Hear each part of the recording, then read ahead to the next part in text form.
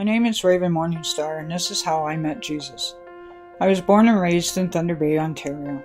I grew up with a brother and my parents, and we were not a Christian family. I grew up going to the Roman Catholic and Ukrainian Catholic Church on Easter and Christmas. I didn't like it. It was too repetitive for me. My life was not easy. I attended over 18 schools, and I've lived in over 35 places. I grew up with alcohol in my home. One of the times my parents went out, they left my cousin to babysit my brother and I, and his younger siblings. That night, my cousin sexually abused me. I was terrified. I never told my parents because I was scared. This continued to happen from 8 years of age to 12.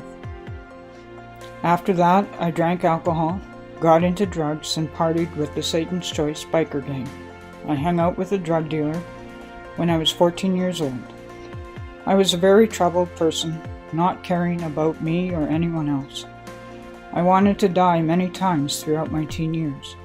When I finally told my parents about what my cousin had done to me, I was 18 years old. It caused an uproar. My dad loaded his gun and was going to shoot him. My mom just sat and cried. It was not a good day. I went and got drunk and high and didn't care. Not long after that, my aunt asked me to go to church with her. I knew she went to the church that was down at the Bible camp. This was the Bible camp that I always wanted to go to since I was in elementary school.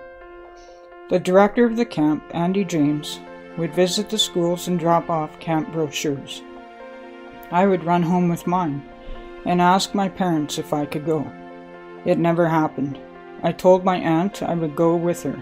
I was so excited to be there and meet the director of the camp so many years later. I was excited to learn and sing Jesus Loves Me and other fun Christian songs. I left feeling good. I went to church every Sunday and never missed for over 4 years. I got to work at the Dorian Bible Camp. While there, I asked questions about what it was like to be a Christian and what I had to do. I talked a lot with the director's wife, and in July of 1986, on the shoreline at the camp, at the age of 18, I sat with Charlotte James and asked Jesus into my heart and life. I felt different and happy. I cried and for the first time felt loved. 2 months later, I got baptized in Lake Superior with 2 others from our youth group. It was around that time that my parents split up. I found out through my aunt that my mom wasn't coming home. She had moved to the Yukon and I was devastated. I biked back to the camp.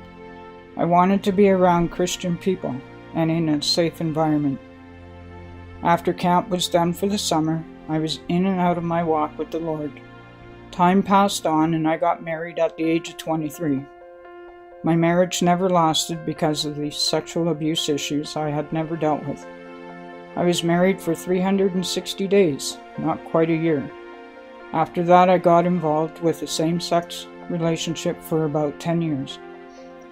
I was desperately looking for someone to love me and not hurt me. In 1995, I moved to the Yukon to seek help from my mother, who had quit drinking a few years earlier. Jesus was guiding my steps. I went through the treatment center here twice, attended Alcoholics Anonymous and Narcotics Anonymous meetings, and still do today. I've been clean and sober 16 years and have almost 23 years total clean time. I was able to take my cousin to court and deal with my past. Jesus was by my side. In 1996, I started attending Whitehorse Baptist Church. At Ladies' Bible Study, we were studying a book by Philip Yancey, What's So Amazing About God's Grace. Through this study, I was able to forgive my cousin. I was able to give up being in a same-sex relationship. Through God's strength, I am a survivor and not a victim anymore. I can walk by my cousin today, say hello, and keep my head up.